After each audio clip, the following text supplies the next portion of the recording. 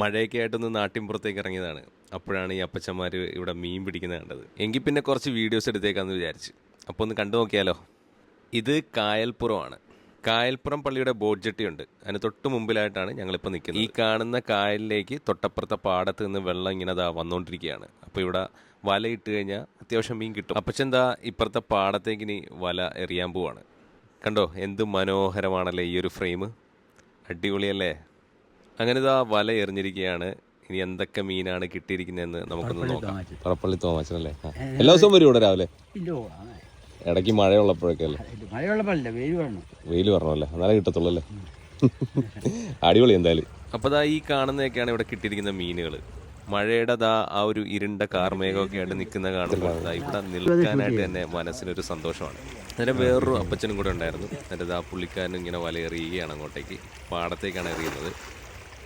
Super. ദൂരത്ത് മഴ പെയ്യുന്നുണ്ടോ?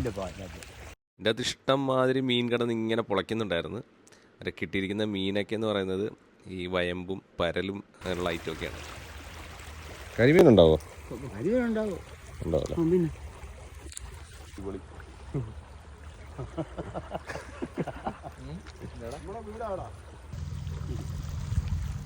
ഇതാണോ വയമ്പല്ലേ? പരലും കുഞ്ഞാ.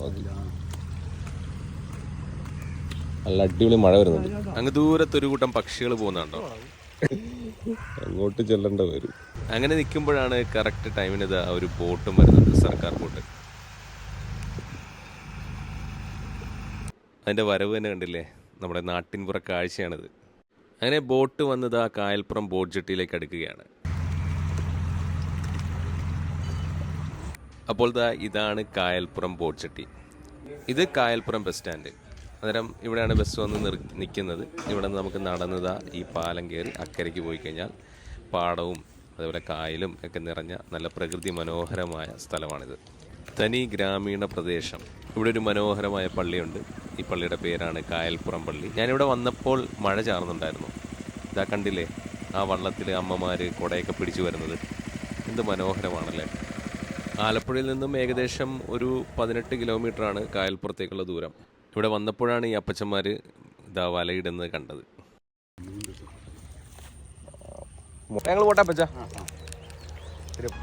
അതിരാവിലെയോ വൈകുന്നേരമോ ഒക്കെ വന്നു കഴിഞ്ഞാൽ ഈ പ്രകൃതി ഭംഗിയൊക്കെ ആസ്വദിച്ച് കുറച്ചു നേരം ഇവിടെയൊക്കെ നിന്നിട്ട് പോവാം. ഈ ഒരു സ്ഥലത്തൊക്കെ പോകുന്നവരുണ്ടെങ്കിൽ, താല്പര്യമുള്ളവരുണ്ടെങ്കിൽ കഴിവതും പ്ലാസ്റ്റിക് മാലിന്യങ്ങളോ അല്ലാതെ യാതൊരു വിധത്തിലുള്ള മാലിന്യങ്ങളും നിക്ഷേപിക്കരുതെന്ന് അഭ്യർത്ഥിക്കുന്നു.